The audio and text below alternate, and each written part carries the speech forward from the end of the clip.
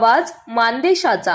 मान तालुक्यातील Mhaswad police station हद्दीत बेकायदेशीर हदबट्टी दारू निर्मित आणि विक्री करणाऱ्यांविरोधात म्हसवड पोलिसांनी रविवारी पहाटे धडक मोहीम राबवत 4 ठिकाणी कारवाई केली आहे। या कारवाईत मोठ्या प्रमाणात हदबट्टीची दारू निर्मितीसाठी वापरले जाणारे रसायन आणि साहित्य जप्त करण्यात आले असून संबंधित आरोपीवर महाराष्ट्र दारूबंदी अधिनियम कलम 65 क ड ई अन्वये गुन्हा दाखल करण्यात आलाय। पहिली कारवाई म्हसवड येथील शिंदेवाळा परिसरातील ओढ्याच्या कडेला करण्यात आली आहे।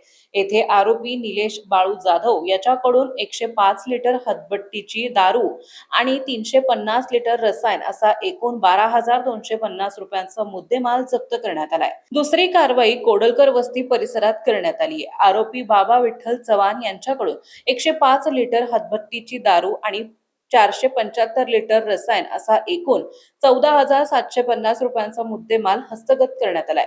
तिसऱ्या कारवाईत कोलडकर वस्ती येथील ओढ्याच्या खालच्या बाजूस आरोपी सागर वसंत मंडले यांच्याकडून 5 लिटर हदबट्टीची दारू आणि 200 लिटर रसायन असा एकूण 4,250 रुपयांचा मुद्देमाल जप्त करण्यात आलाय।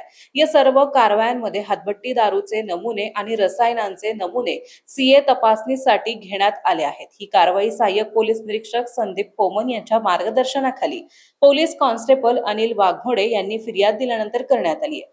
पुढील तपास पोलीस हवालदार RL कुंभार हे करीत आहेत। म्हसवड परिसरात सुरू असलेल्या बेकायदेशीर दारू व्यवसायावर पोलिसांनी सुरू केलेल्या या धडक कारवाईमुळे अवैध धंदे करणाऱ्यांचे धाबे दणाणले आहेत।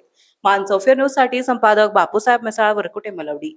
आपल्या जिल्ह्यातील तालुक्यातील लेटेस्ट बातम्या पाहण्यासाठी आजच मान चौफेर न्यूज चॅनलला YouTube वर सबस्क्राइब करा आणि बेल आयकॉन प्रेस करा।